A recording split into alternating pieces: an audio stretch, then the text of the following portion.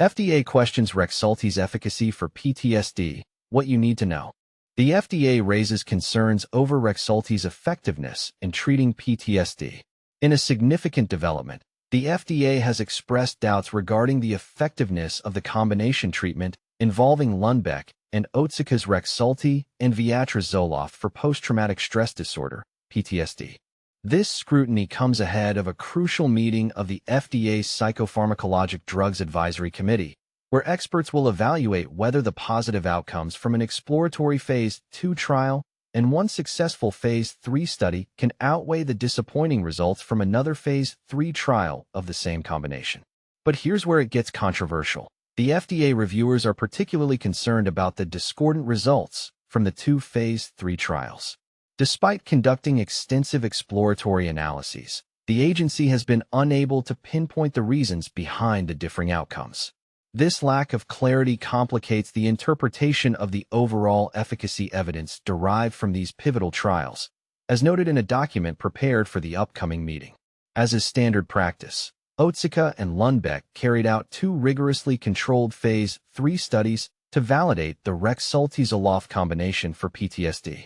Both the FDA and the drug manufacturers agreed that this combination needed to demonstrate consistent superiority over Zoloft alone, which is a widely accepted first-line treatment, to provide compelling evidence of its effectiveness. In one of the studies, which tested Rexulti at doses of 2 mg and 3 mg in separate groups, the FDA described the results as clearly and convincingly negative. The trial failed to achieve statistical significance on both its primary and secondary endpoints, indicating that neither dosage was more effective than Zoloft by itself. Conversely, the other study, which allowed for flexible dosing of Rexulti at either 2 mg or 3 mg within a single group, yielded robustly positive results, according to the briefing document. And this is the part most people miss. Given the conflicting outcomes, Otsuka and Lundbeck have submitted additional Phase 2 data as supplementary evidence. They retrospectively selected 3 comparisons from a mid-stage, multi-arm study, which indicated that the Rexulti-Zoloft combination showed statistical superiority over Zoloft alone using the manufacturer's methods. However, the FDA cautioned that this data does not meet the criteria for statistical significance based on the original study design. In the two positive trials, the Rexulti-Zoloft regimen was linked to a statistically significant reduction in PTSD symptoms compared to Zoloft alone, as measured by changes in the clinician-administered CAPS-5 score from the baseline to week 10.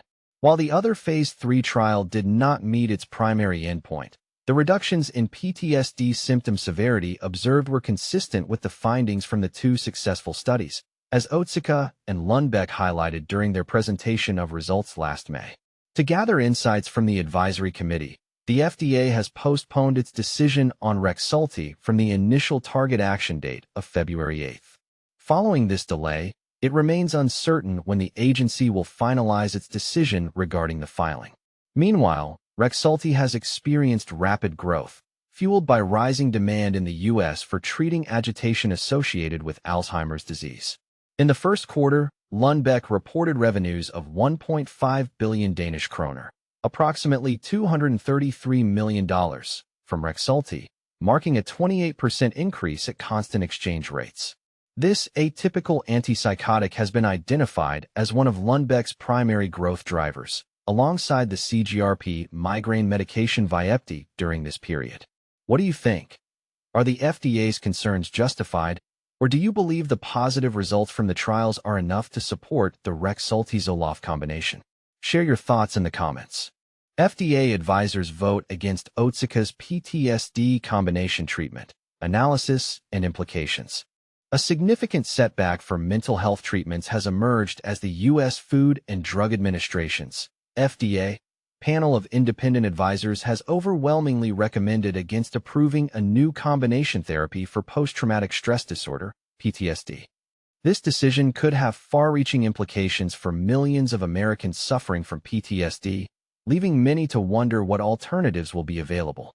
On July 18th, the FDA advisory panel voted 10-1 against the efficacy of Otsuka Pharmaceutical Company's antipsychotic drug, brexpiprazole, when used in conjunction with Viatris incorporate its antidepressant, Zoloft, sertraline, for treating adults with PTSD. This vote aligns with the concerns raised by FDA staff reviewers just days earlier, who expressed doubts about the drug's effectiveness. The recommendation is based on a review of data from 1 mid-stage and 2 late-stage clinical trials.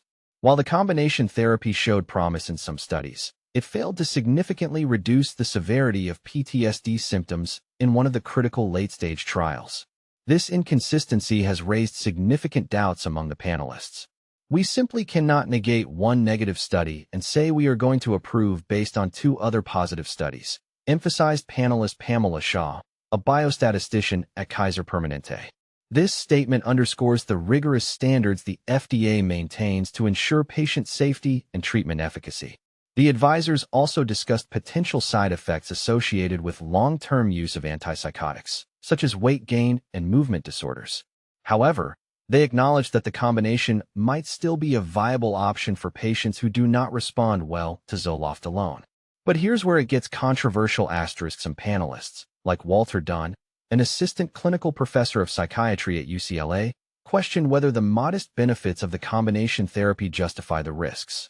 The big question for me is knowing that antipsychotics can cause real problems, especially with long-term use, and the modest benefit that the combination treatment potentially can offer, Dunn remarked. Otsuka Pharmaceutical Company remains committed to working with the FDA as it completes its review of the application.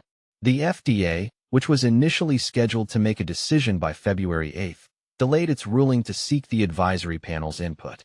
A new action date for the drug has not been set. While the FDA typically follows the advice of its expert advisors, it is not obligated to do so. If approved, the combination drug would be the first new PTSD treatment to receive U.S. approval in over 2 decades, following the approval of Zoloft and GlaxoSmithKline's Paxil.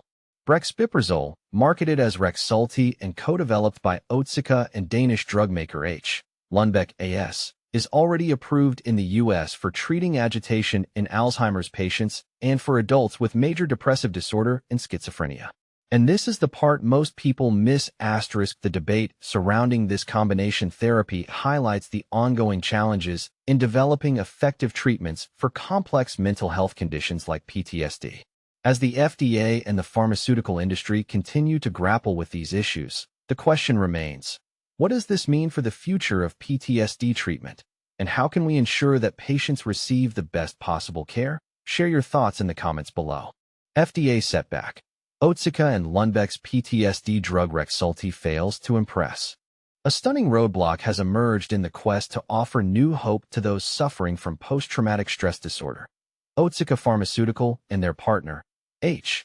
Lundbeck A/S, have seen their highly anticipated PTSD medication fall short of earning the endorsement of a crucial panel of U.S. experts. For many, this news represents a major disappointment, not just for the companies involved, but also for countless patients and clinicians eager for innovation in a field that hasn't witnessed a new drug approval for PTSD in over 20 years. But here's where it gets controversial. On Friday, an independent advisory committee tasked with guiding the U.S. Food and Drug Administration, FDA, delivered a resounding verdict. By a vote of 10-1, they concluded that brexpiprazole, marketed under the brand name Rexulti and designed to be used alongside sertraline, a common antidepressant, has not demonstrated sufficient effectiveness for treating PTSD. This is not just a technical hurdle. It raises tough questions about what counts as proof in psychiatric medicine, and whether our current standards are too high, too low, or just right. Would you trust a new PTSD medication if it offered hope to a small subset, but not the majority? Or should regulators demand overwhelming evidence before making new drugs available to vulnerable patients? And this is the part most people miss. Although both companies poured years of research and millions of dollars into this project, FDA advisory panels focus strictly on whether a medication's clinical benefits outweigh its risks, regardless of how desperately patients or doctors might want fresh treatments. Some argue that any progress for PTSD should be encouraged because options are so limited. Others maintain that medical evidence must always come first, no matter how great the need. Where do you stand on this debate? Should drug regulators be more flexible when it comes to conditions like PTSD? Or do you believe their high standards are what safeguard public trust? Let's hear your thoughts in the comments. Do you agree with the panel's decision, or was this a chance missed for progress?